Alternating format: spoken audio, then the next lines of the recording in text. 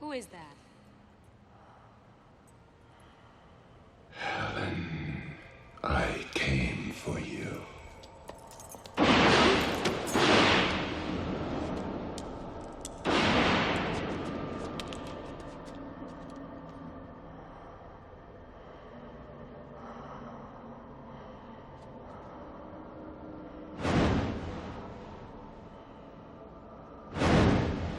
Do I know you? No, but you doubted me. I'm sorry, I have to go. No need to leave yet.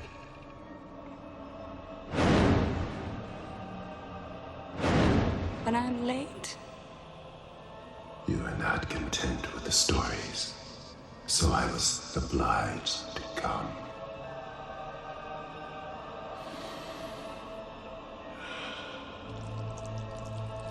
Be my victim. Be my victim. I am the writing on the wall, the whisper in the classroom. Without these things, I am nothing. So now I must shed innocent blood. Come with me. In a world overflowing with movies, we need a hero. Someone to separate the bad from the good.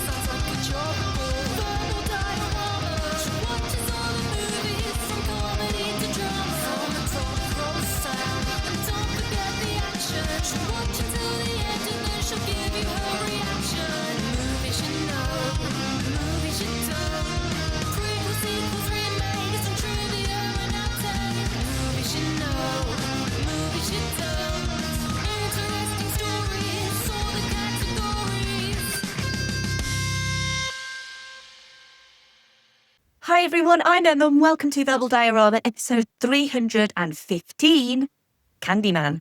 This is the podcast that's all about the history and legacy of movies you know and movies you don't, that will be written on 1,000 walls.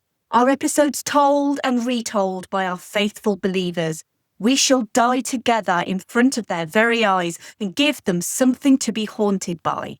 Come with me and be immortal. But listen first, then let's be immortal. Welcome to Verbal Diorama. Whether you're a brand new listener, whether you're a regular returning listener, thank you for being here. Thank you for choosing to listen to this podcast. I'm sorry, I don't sound anything like Tony Todd, unfortunately. But I am happy to have you here for the history and legacy of Candyman.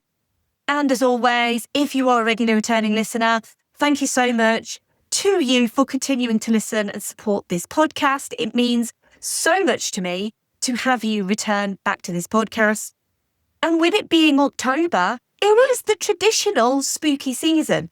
And whilst this episode was originally supposed to be coming out in September, it moved to October because I was a little bit poorly. And actually, it feels like it fits October really well because this is a horror film, but it's not your typical horror film. It's probably not the sort of horror film that people would choose to watch during Halloween. However, I'm going to put my hat in the ring and suggest that we all watch the 1992 version of Candyman this year because it's great. It's basically telling you exactly how I feel up front. I love this movie. I think it's great. And really, this was just yet another evolution of the traditional slasher. In the 70s, of course, we had Michael Myers. In the 80s, Jason Voorhees and Freddy Krueger. And in the 90s, saying one word 4 times was enough to send a chill down your spine. Never, ever say it for the 5th time. When I was young, I remember being with my friend, standing in front of a mirror and saying Candyman. And we never, ever got to the 5th time because we were so genuinely scared that Candyman was real. And who knows, maybe Candyman is real. But I'm never going to find out because I'm never going to say it in a mirror 5 times. Unfortunately, I'm going to have to say Candyman more than 5 times during this episode. I don't think the urban legend states that if you say it on a podcast, anything's going to happen.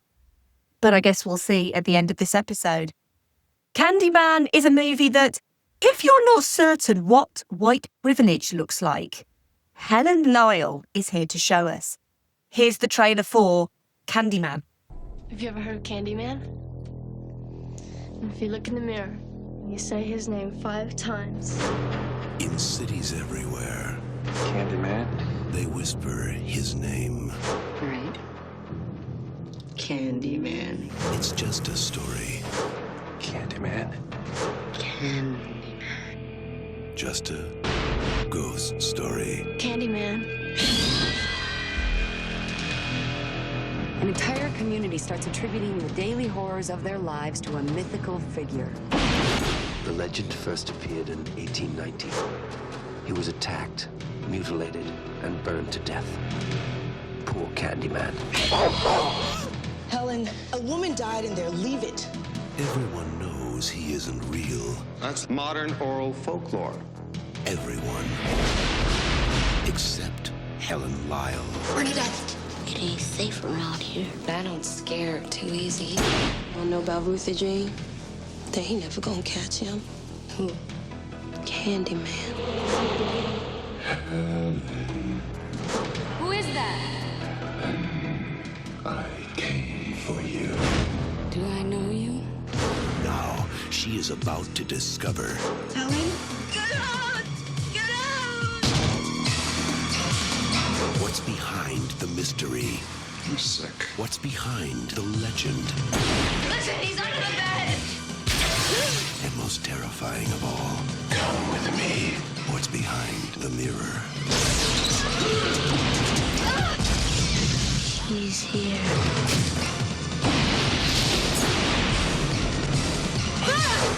Candyman.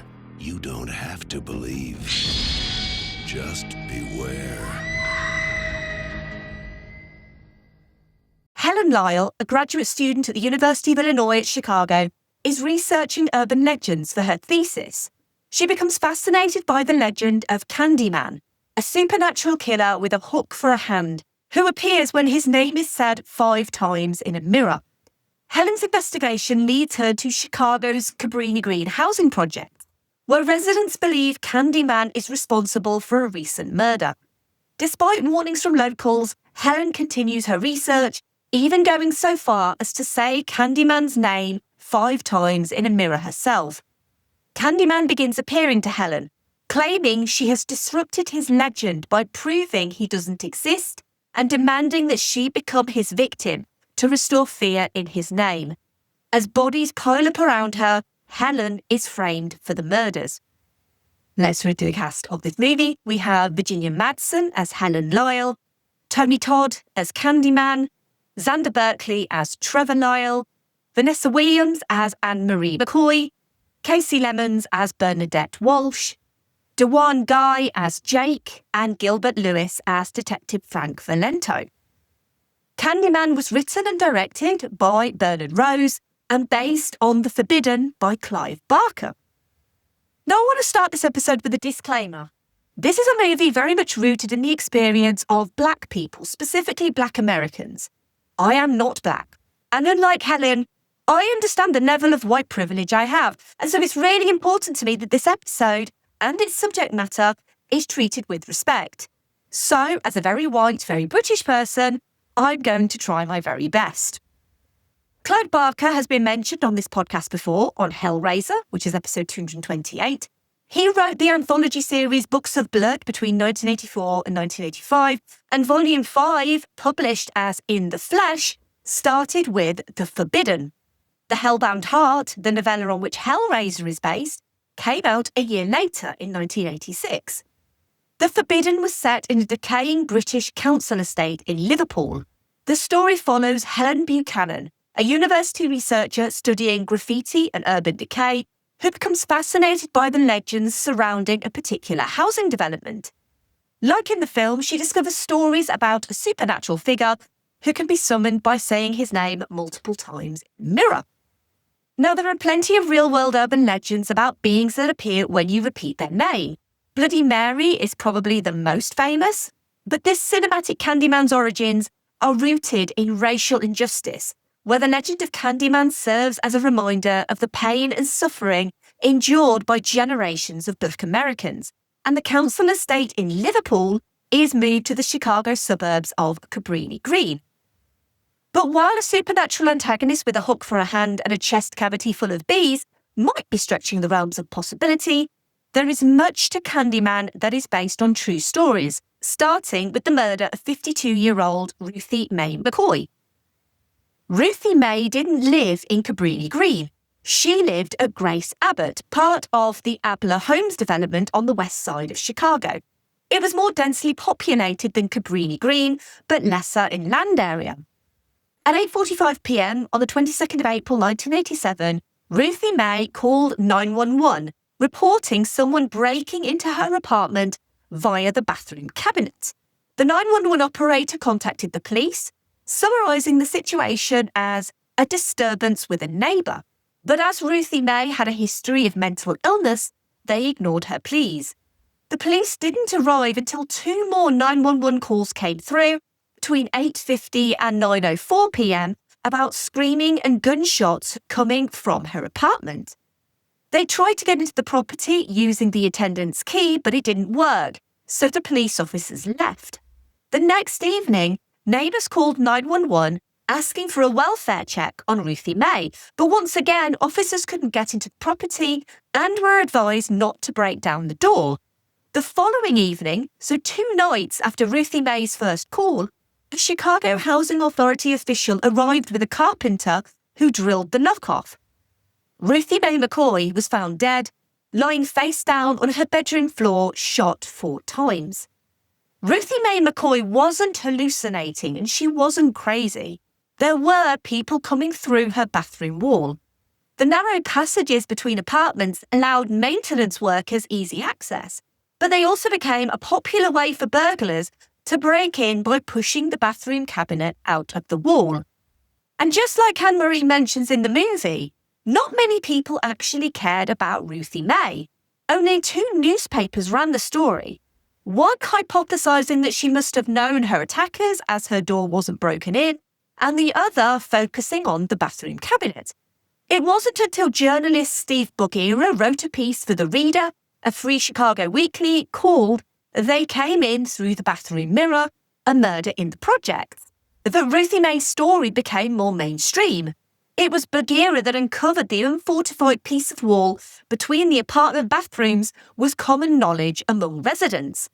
This design was also used for the Cabrini Green apartments, which were modern and comfortable when they were built between 1942 and 1962, and they featured such modern conveniences as indoor plumbing, hot water, gas stoves, and climate control, and they were offered to hard-working African-American families who had migrated to Chicago for work and to escape the Jim Crow South.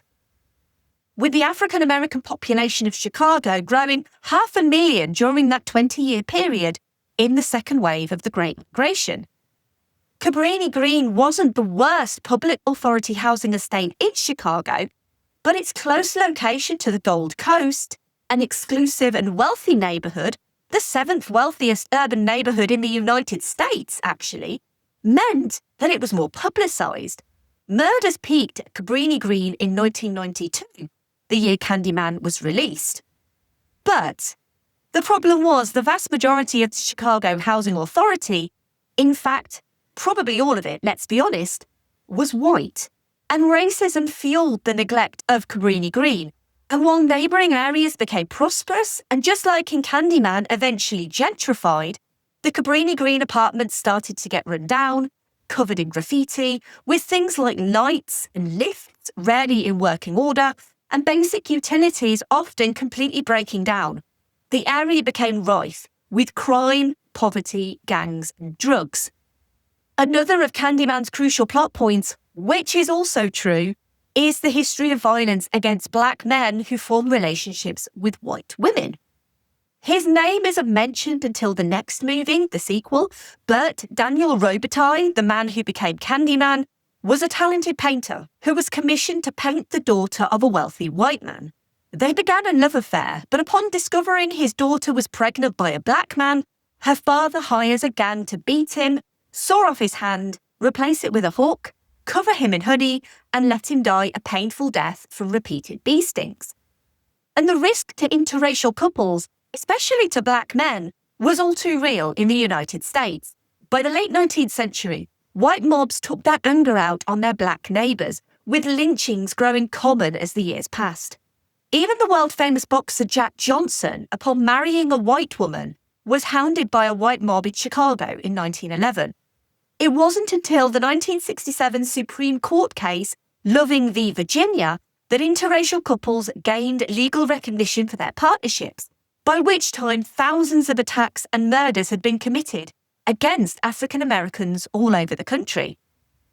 So there were some very true stories behind the idea of an urban legend and the murders that would happen in this fictional version of Cabrini Green, and writer-director Bernard Rose, who is white, was key to getting this adaptation made in the way it was. Hellraiser, the film adaptation of which came out in 1987, was famously filmed in the UK and then relocated to America with accents overdubbed. And Clive Barker had opposed this because the original story was, to him, so very English.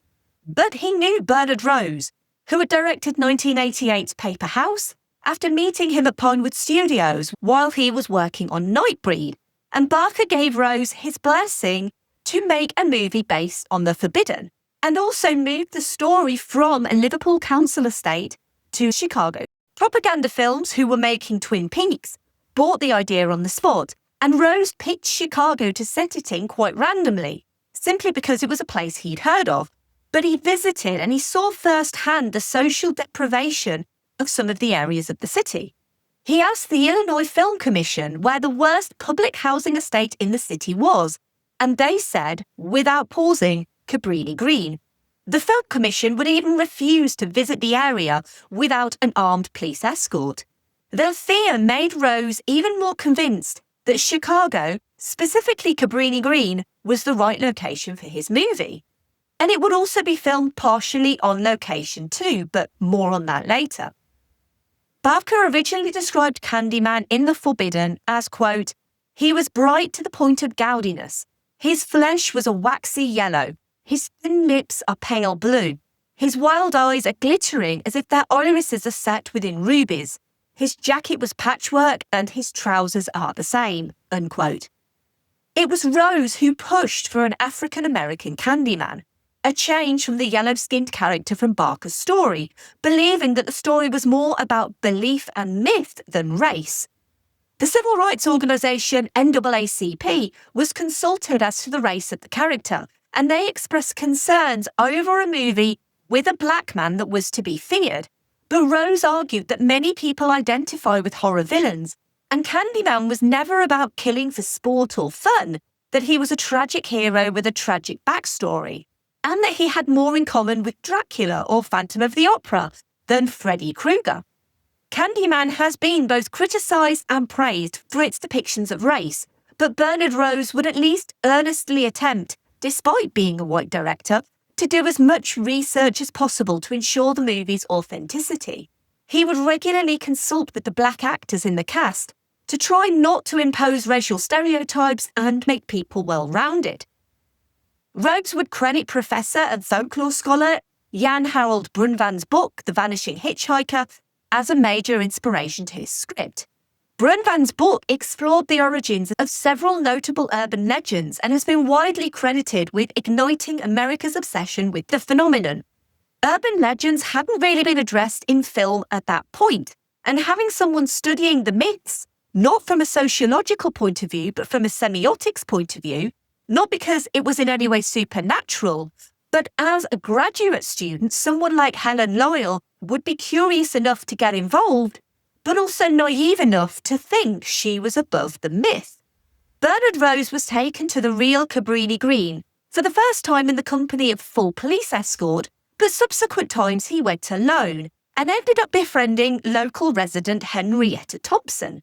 She lived in Cabrini Green with her 2 daughters, and she became the inspiration for the character of Anne-Marie McCoy, a young single mother with an infant son who reluctantly helps Helen with her investigation, is wary of her, and then finds her baby boy has been kidnapped. Thompson is credited on the movie as Consultant Chicago, and her involvement was important to show, via the character of Anne-Marie, that good people do live in places like Cabrini Green. They are just regular people trying to be good providers and upright citizens, but who struggle against the odds to do so. Through these meetings, Rose discovered the stories of the murders that had happened in the area and came upon the story of Ruthie Mae McCoy. Some of these articles ended up featuring in the film for real, during the scene where Helen begins researching the Candyman myth.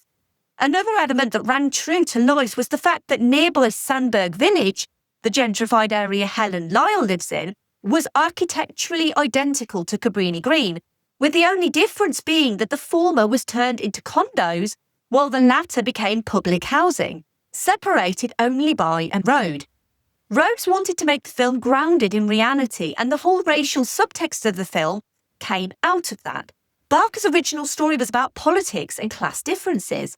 The racial element was added to it by the specificity of the location change to Chicago. It was an edge to the story that could never have been tackled by keeping the story set in Barker's native Liverpool, and to Barker's credit, he agreed with that. Virginia Madsen was born and grew up in Chicago. She studied at the Ted List acting school in the city, so she was all too aware of Cabrini Green. Growing up, she never ventured into Cabrini Green and acknowledged the terrible history of the area. She was mostly known for playing femme fatales in the 80s, and she was good friends with Bernard Rose and his wife, and originally was cast in the role of Bernadette, with the main role of Helen going to the director's wife, Alexandra Pig. Then Rose rewrote the role of Bernadette to make her a black woman, so Madsen lost the part. Shortly after, Alexandra Pig became pregnant and could no longer play Helen, and so Madsen was contacted to offer her the role of Helen, with the blessing of her friend. Apparently Sandra Bullock also auditioned for the role. Madsen almost didn't take it due to the bees and being allergic, but steps were put in place to ensure her safety, and I am going to come back to the bees later.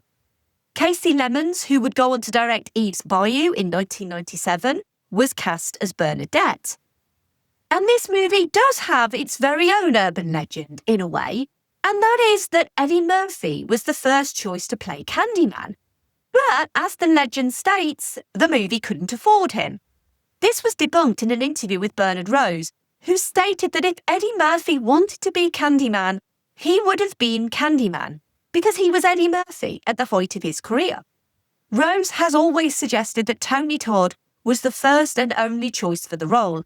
Todd, who of course passed away just recently at the end of 2024, had probably been most well known for his role as Ben in the Night of the Living Dead remake in 1990, but Candyman would probably be his most memorable role, and unlike most horror icons, he wouldn't wear a mask or have a scarred face. Todd would embody Candyman, and in a vast career with over 200 appearances, including in horror franchises like Wishmaster and Final Destination, Candyman would be the one he was most fondly and vividly remembered for. And with his 6'5" frame, he was physically imposing, but apparently one of the loveliest, kindest men in the industry. And Bernard Rose would take cues from the Orson Welles classic The Third Man in intentionally holding back on the introduction of Tony Todd's Candyman. Virginia Madsen and Tony Todd, they obviously became very good friends, and they were fully involved in researching their roles, building backstories for their characters' connection, and that included taking a trip to Cabrini Green with the support of plainclothes police officers. Originally, the Candyman was going to be more supernatural, with a machine-controlled fake arm, but the movements of the arm were too strict. It was special makeup effects artist Bob Keane who came up with the idea for Candyman to have a hook. Tony Todd was encouraged to create his own backstory for the character. He named the character Granville T. Candyman and developed a history for him as the scion of a rich black family in 1870s Chicago. Having gained fame for his portraits and music, Granville is commissioned to paint Helen, the ravishing daughter of a wealthy landowner. Granville demands that Helen pose in the nude as Venus, and her shock soon turns to love. Their forbidden interracial affair brings the city's wrath down on Granville. cutting his right painting hand off with a rusty blade. The lynch mob then covered his naked body with honey, cheering as he's stung to death by bees. This is not the canonical backstory of the character. The canonical backstory is covered instead in the sequel, but this is quite interesting because this is Tony Todd fully immersed in the character and trying to bring that history and that love for the character of Helen to the forefront. And as I mentioned, this was a movie that was filmed partially on location. And in order to film at Cabrini Green, a deal had to be made with the ruling gang members to ensure the cast and crew's safety. And many of these gang members would end up as background extras in the movie. They filmed in the area for about a week, with all the apartment exteriors, hallway, stairway and outdoor sequences filmed at Cabrini Green, with other scenes shot at the University of Illinois, Penn Central Freight Yards and Helen's apartment building at North Sandberg Terrace. The rest of the movie was shot at Occidental Studios in Los Angeles. And yes, they used real bees, thousands upon thousands of them. And for that, we thank Norman Gary, who had previously been the bee wrangler on The Savage Bees, My Girl and Fried Green Tomatoes at the Whistle Stop Cafe. He had developed a synthesized queen bee pheromone and supplied more than 200,000 honeybees for the movie. Bees tend to sting though, especially if they feel threatened. Most of the crew wore protected bodysuits during the bee filming scene, but everyone still got stung at least once. Tony Todd cleverly negotiated a bonus of $1,000 for every bee sting he received. $23,000 seems like decent enough compensation for 23 bee stings. To achieve the effect of a toilet bowl filled with bees, a queen bee scent was applied by Norman Gary to the inside of the bowl. The bees were released from the hive into the toilet, and Vaseline was applied to the upper inside of the bowl to prevent the bees crawling up out of the lid. After the scene was filmed, the bees were collected with a soft, gentle vacuum and returned to the hive. For a scene in which bees fill Candyman's chest cavity, the bees were placed in a special body appliance, which was filled off stage and then strapped to Tony Todd. And of course, the utmost care was taken to always be gentle with the bees, placing them properly and then collecting them afterwards.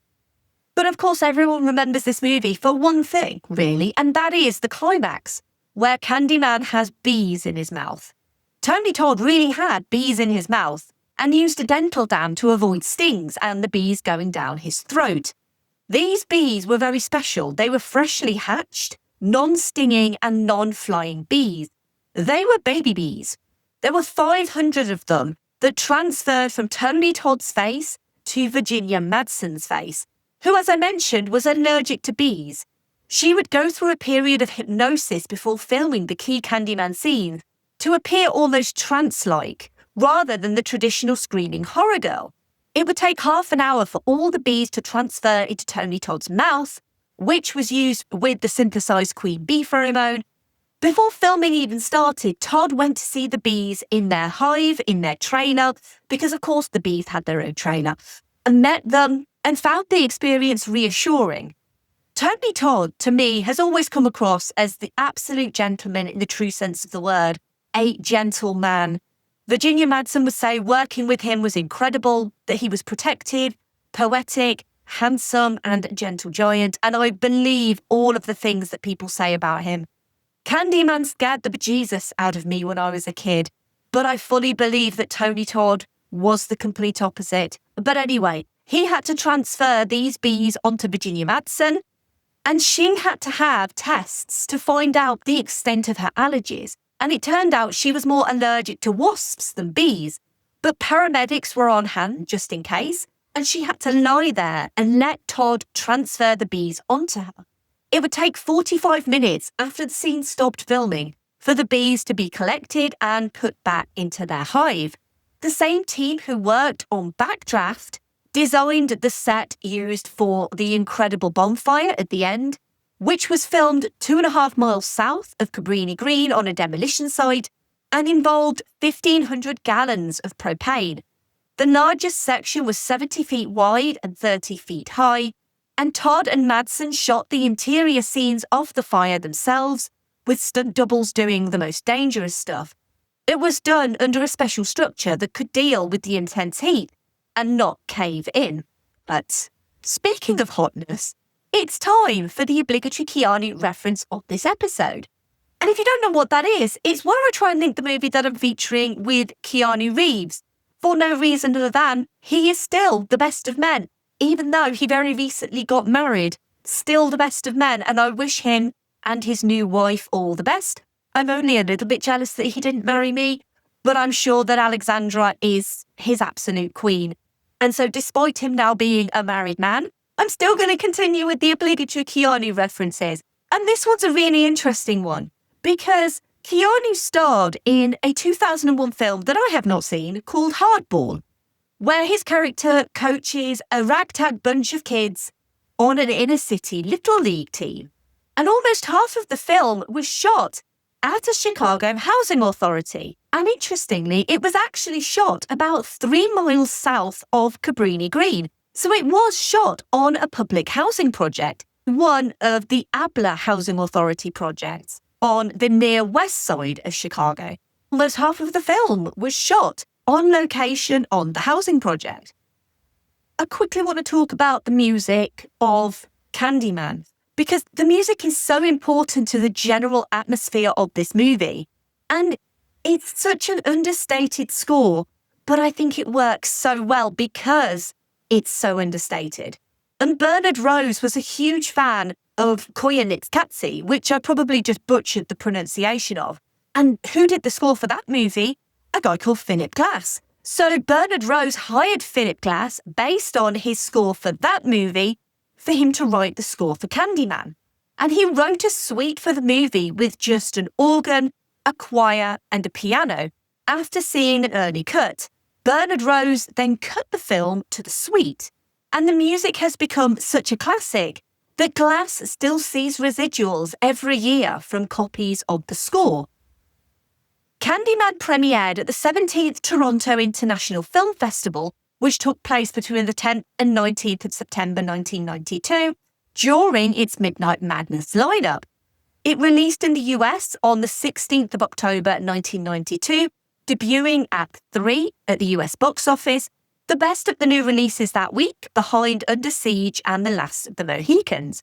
Candyman would stay in the top 10 for 5 weeks.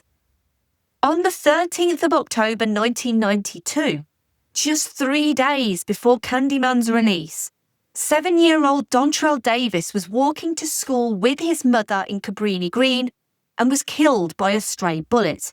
The shooter was identified as local gang member Anthony Garrett, who intended to kill a rival gang member. Garrett was convicted of first-degree murder for Davis's death and received a 100-year sentence. And Dontrell Davis's death led to the first street gang truce in Cabrini Green, which lasted for 3 years. On its $8 million budget, which, by the way, can we just say that all $8 million is right there on screen, Candyman grossed $25.8 million. Enough for a couple of sequels, you could say. On Rotten Tomatoes, Candyman has a rating of 79%, with a consensus reading, though it ultimately sacrifices some mystery in the name of gory thrills, Candyman is a nuanced, effectively chilling tale that benefits from an interesting premise and some fine performances. But, as I mentioned, it has been praised, but it also has been criticised, and several black directors expressed their own issues with the movie's central themes of race. Reginald Hudlin, who directed Boomerang and House Party, he would go on to work on Django Unchained, called it worrisome. Carl Franklin said the decision to make Candyman black and move the story to Cabrini Green was, quote, irresponsible and racist for casting a black man in the role of a killer.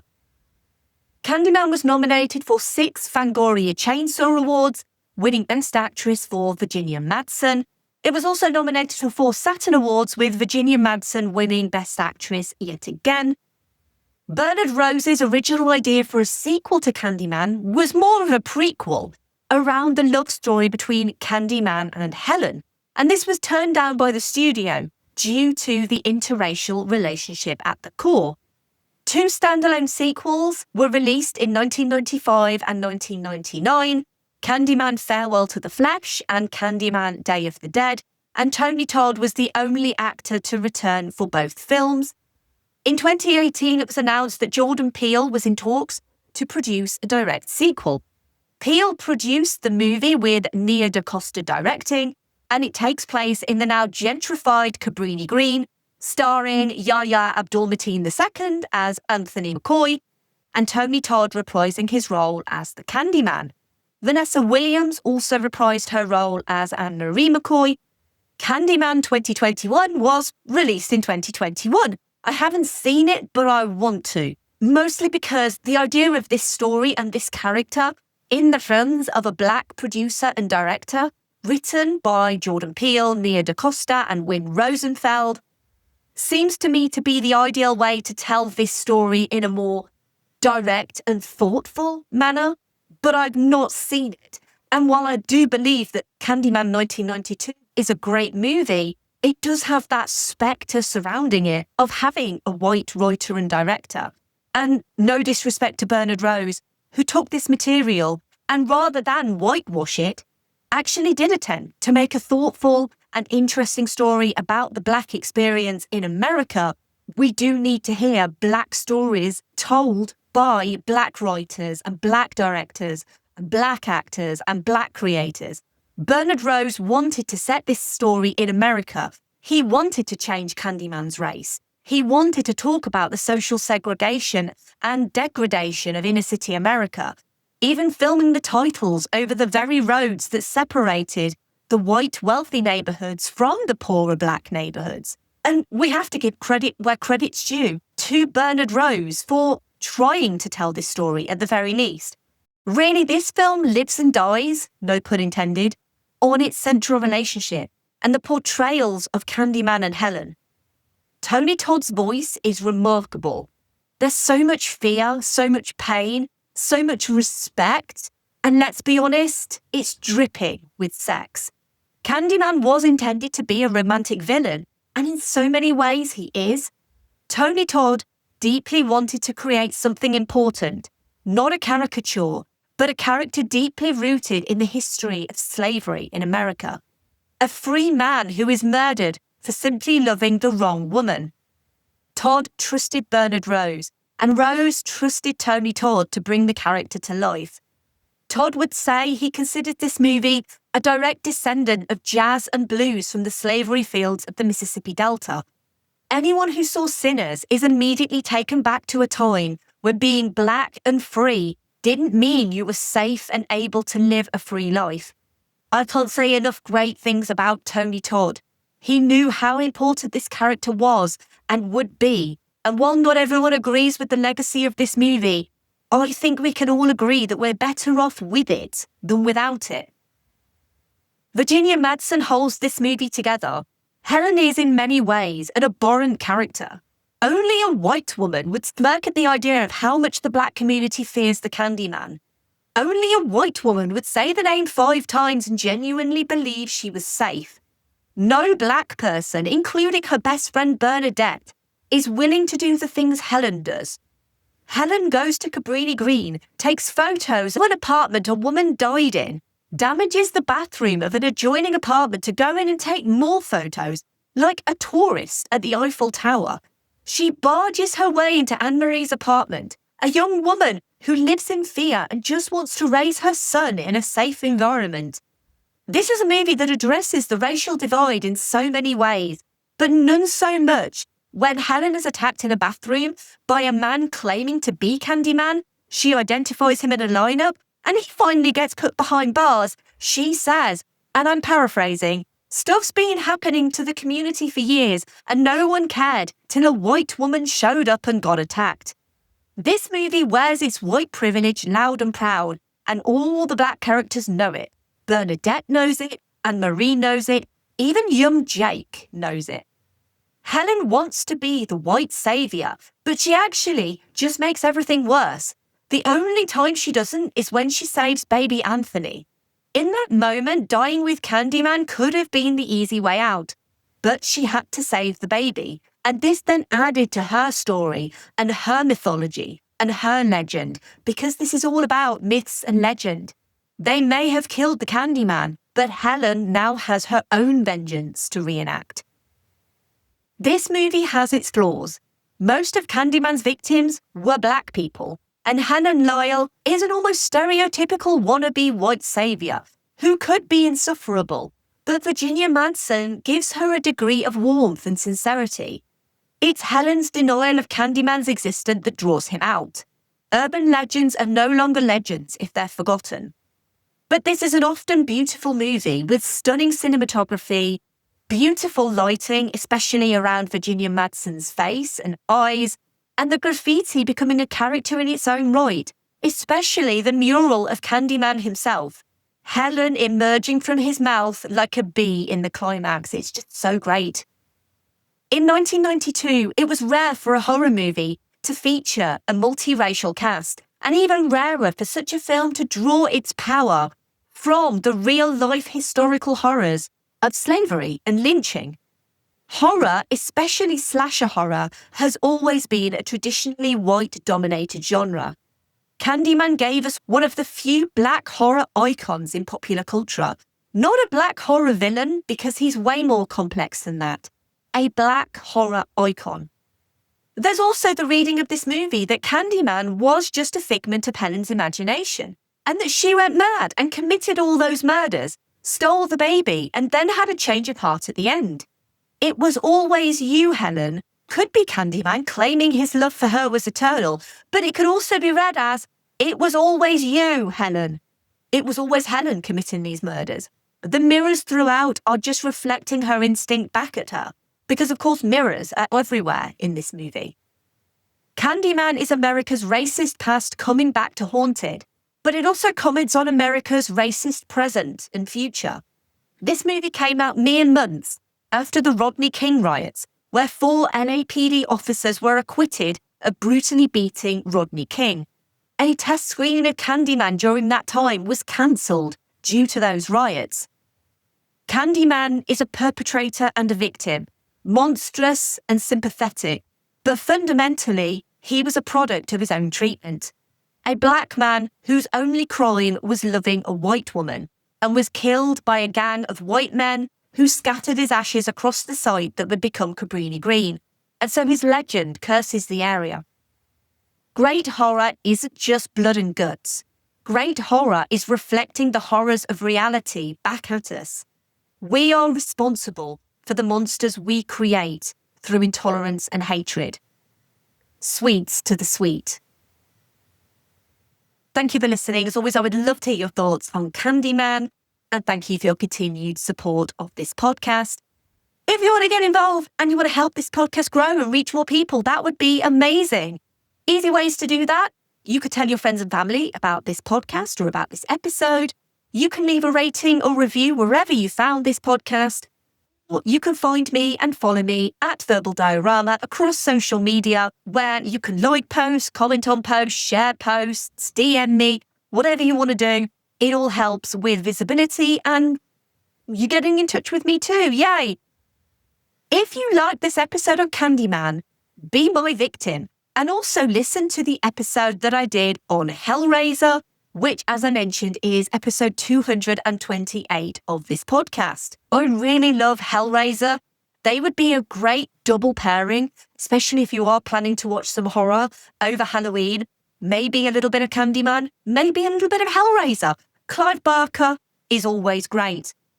So the next episode of this podcast, before slasher movies officially went meta with Scream in 1996, Wes Craven decided to take Freddy Krueger in a different direction, as Freddy invades the real world and haunts the cast and crew involved in making the Nightmare on Elm Street series, including original final girl Heather Langenkamp and her young son, in Wes Craven's meta supernatural slasher sequel, New Nightmare. And the next episode is going to be on Wes Craven's New Nightmare. It is a super fun movie. It features a very different version of Freddy Krueger that was appearing in the Elm Street sequels at the time. this was intentional.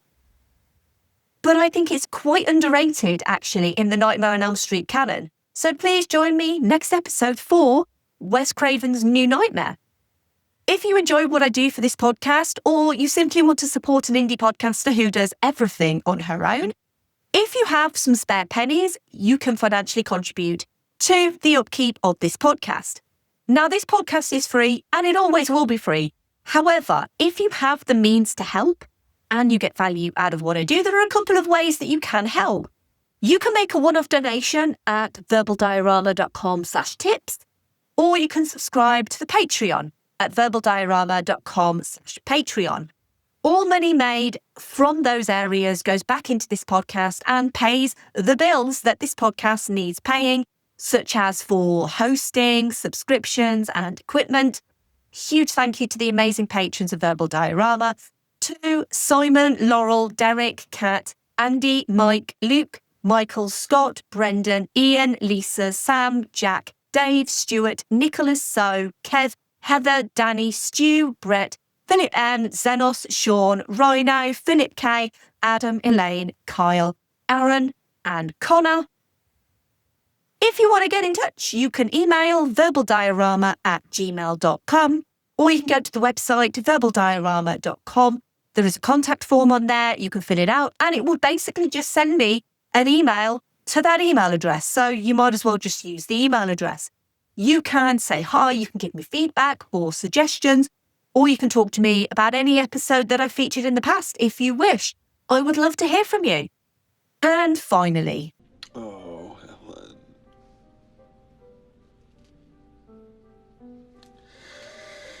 Helen.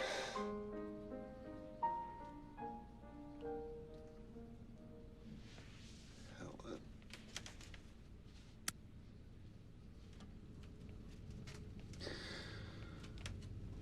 Helen. Ow.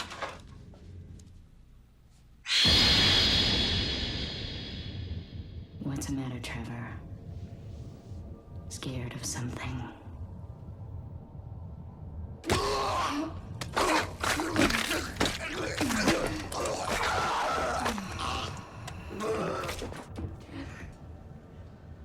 My God, Trevor? Trevor? Trevor?